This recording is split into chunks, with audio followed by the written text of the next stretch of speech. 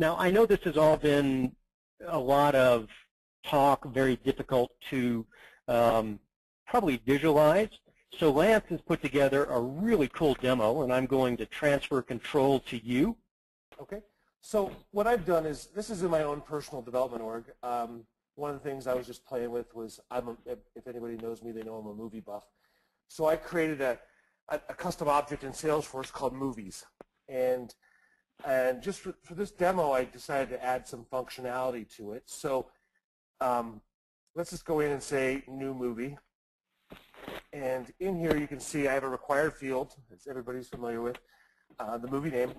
And I have other fields in here, plot, rated, and that's like rated by other people, the rating, the RPG, whatever, the runtime, a selection of different genres that are available, different languages that are available, release date.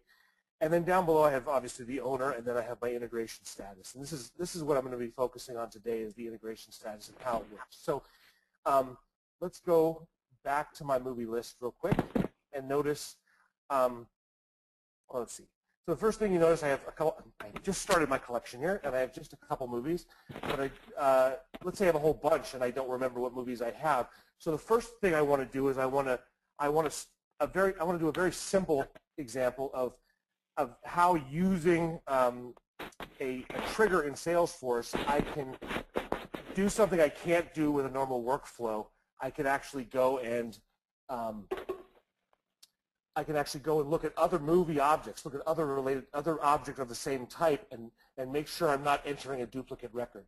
So what I did is let's go and I'll go into my Visualforce. Sorry, let's go to my trigger first. Let's pay attention to the trigger first. So here's the trigger. Now, like David said, in Salesforce we have two things. We have triggers and we have classes. And the triggers fire. They're basically almost like classes. They fire when a particular event occurs. So in here I have a trigger, and I'm calling it movie trigger, and it's on the movie object. And I'm firing it after I insert, and after I update, and before I insert, and before I update. Those are the times that this trigger is listening for an action. And I know this code may get a little complex, but I want to try and keep it as simple as possible. Now, for the purpose of this demo, I'm only focusing on one record. Now, David will probably smack me for this, because as anybody who knows who codes in Salesforce, Salesforce runs in bulk. Every trigger needs to be able to respond to a collection of records. But because I'm doing only one for this demo, I'm focusing on just one record. So basically I'm saying, here I am, I'm setting a variable called current movie. It's a movie record, and I'm grabbing it from this collection. Now this is a list that Salesforce provides to you whenever a trigger fires. Trigger.new, that's the new data that's being passed, it's trying to be saved. And I'm grabbing element 0. All collections start, the first element in the collection is 0 instead of 1. So I'm grabbing that and I'm setting that to my current movie. Then I'm checking to see, okay, I want to do something before I save this record. I want to verify that this record, this movie doesn't exist in the system already. So I'm running it. I'm checking, I'm doing an if clause. I'm saying if this is running before, then now I'm going to go do a SOCL call, basically a query to the database, and I'm going to return a list of movies. I'm going to call them existing movies, and here's my statement. I'm going to get the ID and the name from the movie object in Salesforce, where the ID is, where the name is the name of the current movie that I'm trying to save. And the ID is not that current movie, because if I didn't put that, then every record would find every record in the database when I'm doing an update. Star Wars would already be in there, but it'd be the one I'm working on, not a different one. Then I'm coming down here and I'm saying, okay, if that collection is empty, if that collection is not, so this little exclamation point here represents not. If this collection is not empty, which means I've found a record with that name already existing, then I'm going to do something that you see all the time in like workflows and more validation rules, I'm going to set an error on the name field of my current movie. And I'm going to put an error that says title already exists in Salesforce. So let's go ahead and try that real quick. So this trigger is active. So I'm going to go back, and I have Star Wars already in here, so I'm going to click New. I'm going to put Star Wars, and it'll probably auto-end for me, okay? And I'm going to hit Save. And you get your normal interface, and you see the title already exists in Salesforce. So you know, oh, I've already done that movie. So that's what goes on there. Now let's look and see what happens if that's not the case. So Lance, just real quick, Lance, just real quick, to kind of make a point there, this is very similar to what you could do through config. So this would be similar to a validation rule. However, the difference here is a validation rule will be on a single record. This code is on the entire database. Right, and so instead of just checking to see that another field is incorrectly filled out and returning an error, it's actually looking for, is there another movie, is there another instance of an object in Salesforce, a record in Salesforce that matches this information. And obviously that's a simple example of that. So then I said, okay, let's see what happens if this collection is empty. In other words, we don't have that movie in here. Well, what I want to do is I want to set a field on this particular record to sync status equals ready. So I'm ready to sync it. So let's go back and let's change this movie. Oh, I've already entered Star Wars. Let's enter Jaws. And let's save now. Now I said, oh, okay, you don't have that movie, so I'm going to go ahead and add it. And if you notice down here, it didn't fill out any information for me, but I went down here and it says ready. So now I want to go in and let's say this is now it shows it's ready, but this is a perfect example of something I've done for a number of different clients. They want this information is great that's down here, but they want to be presented a bold statement on the page that shows them that this is ready, that this account is on credit hold, or anything like that. So what I'm going to do is I've created a Visualforce page, and this is a Visualforce page that if any of you need something similar to this sample code, it's really simple to do. So this again is like David said, is like HTML, except we use custom Apex Salesforce tags to generate that HTML. So the first tag is Apex page, which is the equivalent of your HTML tag. And David mentioned that we have that every Apex page has a controller. Well, I'm not worried about in this instance in doing any special functionality with the controller. So I'm basically just going to say I'm going to use the standard controller, and I'm using the controller for the movie object. And then this part is just like regular something you do in HTML. I've set a style just so I can give it a color of red and bold the text. And now I'm going to do an Apex output, which is basically output text, which basically prints some text to the screen. And there's a command here called rendered, and with that command I can say I only want to show this in if a certain thing is true. And like David said, everything starts with curly brace. Every language has their own syntax for start and stop. When you want to do something in here, you say this two-part. It's a two-part. It's two-part with the curly brace and the exclamation point. And I'm saying if the movie status sync equals ready, return true, and else return false. And what that's saying is render this if the sync status is ready, is basically what it's saying.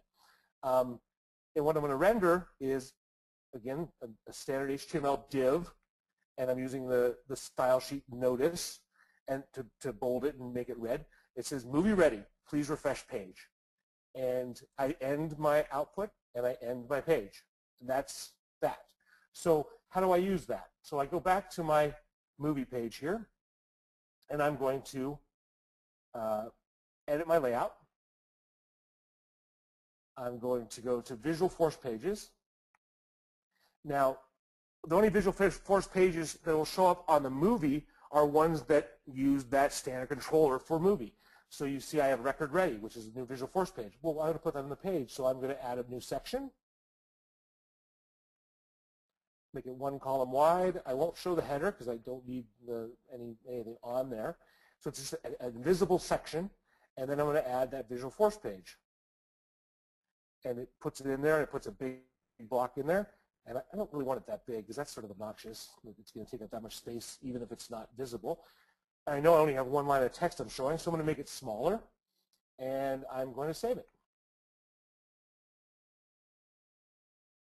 So now you see, movie ready, please refresh page. Shows up on, because this is ready, this is coming up here. Just like if it was on credit hold and this field here said on hold, you could render on credit hold bold and let the customer know that. Now, let's say I'm going in now and I want to, so that shows both the interaction of a Visualforce page being added to being added to a standard Salesforce object page, as well as some of the functionality of going cross objects. Now I'm going to go a little bit more complex, just as the sort of the grand finale of this demo. And I've already created a class, and that class actually goes and hits, if anybody's familiar with movies and familiar with the International Movie Database, the IMDb, I actually wrote a class that takes the name of the movie that I'm putting in here, and it queries the IMDb, and it returns information about that movie. So let me go ahead and I'm going to go ahead and edit this movie. I'm just going to, I'll leave JAWS there. I'm going to hit save, and that should do that final step for me. Now, let me, if I go to my refresh here, which is, it's asking me to please refresh the page, and it's not working. So just real quick, let me kind of take a step backwards. So this class, again, putting this in object-oriented principles and talking about what we were discussing earlier in terms of classes and methods and actions and all of that stuff. Remember that in object-oriented programming, methods can accept data, perform actions on data, and then transmit data elsewhere. So in this particular case, Lance is wrapping up some data, in this case a movie name. He's sending it to another class and method, so he's sending that variable, that data, to that class and method. That class and method is then sending that outside of Salesforce to a web service. So that action is sending data to a totally different system and then retrieving it, and then again performing an action but returning that data to, in this case, the page. So just to kind of pull the concepts together. Oh, and in cleaning up the code to make it presentable to you guys so it didn't have a bunch of extra fluff in it, I've seemed to have broken what I was demoing. And unfortunately, this is a pretty good real-world example because I don't know how many times you correct one thing but end up putting some sort of other error in there, if you will. Unfortunate, right, but not unprecedented. Hey, Dave, this is Patrick. Yes.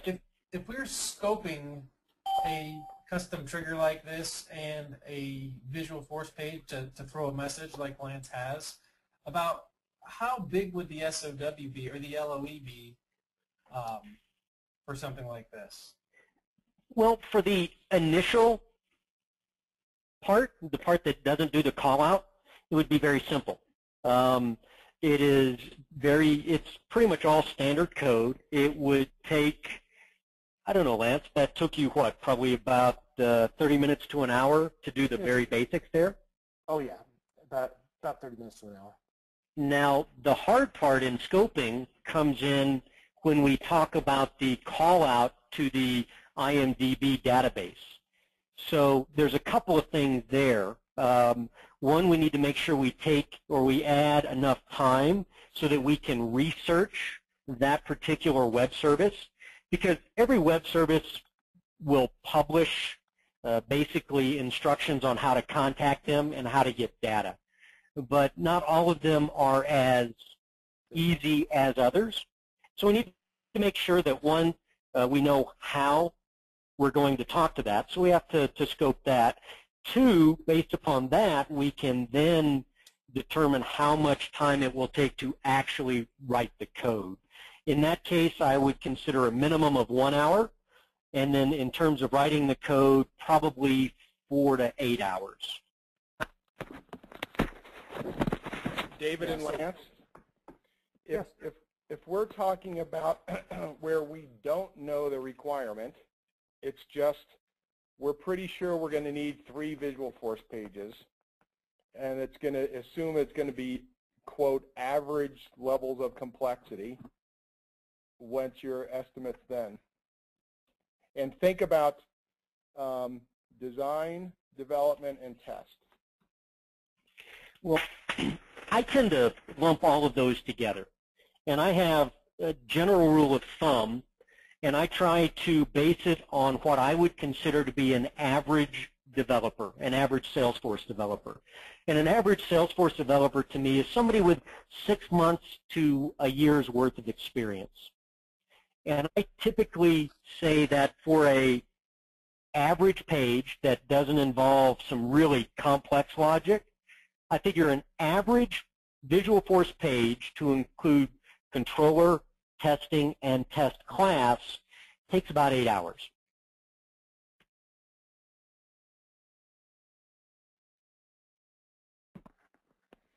So then when we add in the BA time, you know, I think a safe estimate to include in statements of work, things like that, is usually around 12 hours, Patrick.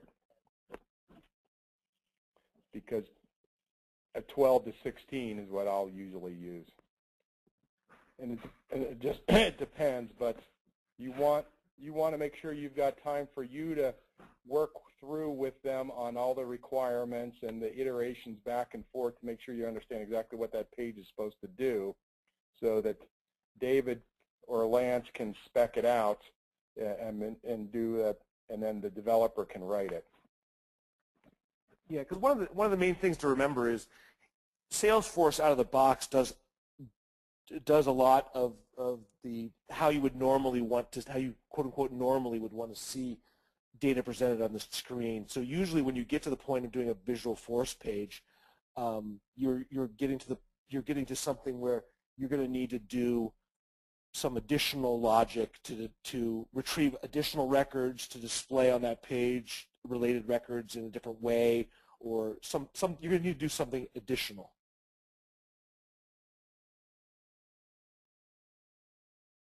So I did rearrange my code back to the way I originally had it.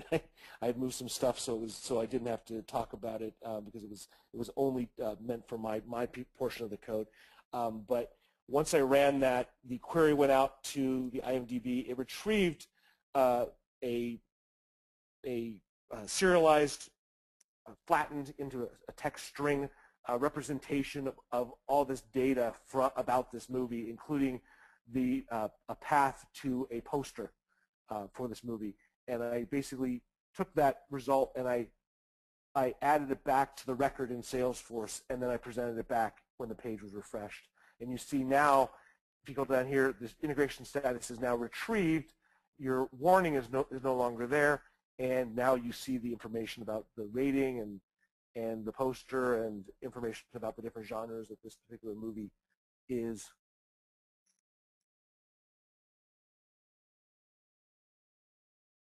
And that's the demo. And again, going back to our overall concepts, but to go back to our overall object-oriented concepts, we took some data, in this case the name of a movie, we sent it out to another object, in this case the IMDb database, which then returned some data back to our original object, and we performed some more action. And in this case, those actions were to update a Visualforce page. So again, we're abstracting everything. And as an example of what David was saying when he was saying call methods, so I have a movie class. I'm calling a method on it called getMovieInfo, and I'm passing it two variables. I'm passing it the current movie ID and the current movie name. And obviously that method expects those, and then it takes that data and it makes its query to the external source and brings back the information. So again, today was trying to give you a very basic understanding of not only object-oriented principles, but some specific principles and specific coding techniques within Salesforce, using both Apex as well as Visualforce. Are there any questions concerning some of the concepts or actually some of the coding principles?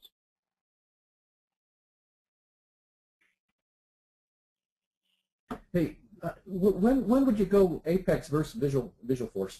What's kind of the determining factor for that? Well, they're kind of go hand in hand. Visualforce is typically associated with a interface, a user interface. So if we need to make a page prettier, we need to make it do something different based upon data, then we'd use Visualforce. Apex would be if we have behind-the-scenes transformations. Trigger, we would use, trigger as an Apex code. Then we can call other code to make those actions happen. But typically, Apex is the behind-the-scenes code. Visualforce is the user interface code.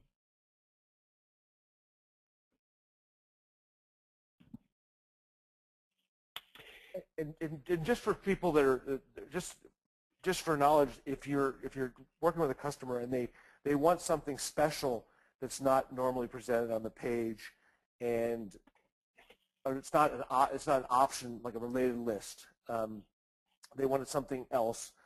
They want like they want something else. You don't necessarily have to go the path and scope out the path of building a completely Visualforce page. Just like I did, I embedded a Visualforce page up here at the top to display a message, but that's a simple version. That embedded page can also call out to that controller. It's a custom controller, and it can actually do logic, and it can actually it has access, obviously, because it's using the Visualforce to display. It can actually iterate through let's say I want to add a custom-looking related list that has additional functionality. That's the desire of the customer. I can embed down in the above or below the other related lists. I can embed just like I did up above, I can embed a custom Visualforce page that does a bunch of logic and renders child records in a different way. And yet the page itself, the main page itself, is still the standard page. So all that development effort can be bypassed. We don't have to build an entire page just to add something small that's custom.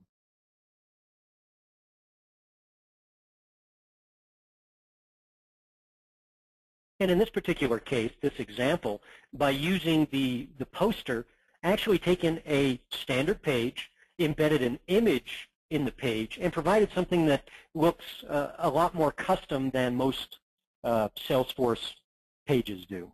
So, and actually, so I know there. This was actually rendered using a formula.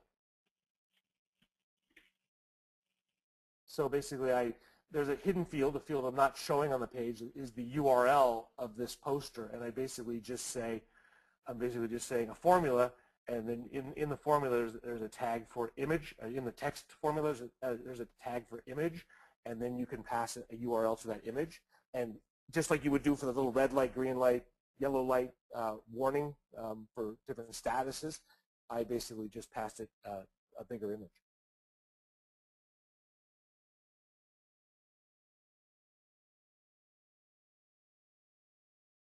So we've got a few more minutes. Any more questions from a basic development perspective, or any more questions that perhaps we can give a little bit more specific information in terms of how to do something or what it would take to do something? David, could you address the requirements of Salesforce for testing as you're writing the custom Visualforce pages and Apex triggers? Certainly. Salesforce requires code coverage. In other words, they require you to write a test class for virtually any code you write. And they do that to try and ensure that once this code gets up for production, it doesn't start throwing governor limits and tearing down their entire system. So as developers, we are required to write test classes, and we are required to have at least 75% code coverage in order to deploy that code to production. So we strive to get well over that. We strive to get as close to 100% as possible. That's not always possible due to some limitations within the way you have to write the test class, but the more coverage, the higher percentage, the better, because it never fails that over time the code coverage will be reduced from other people adding code where maybe they don't have full code coverage, but that reduces your overall code coverage. So we always strive to have as much coverage as possible, and definitely over 75%.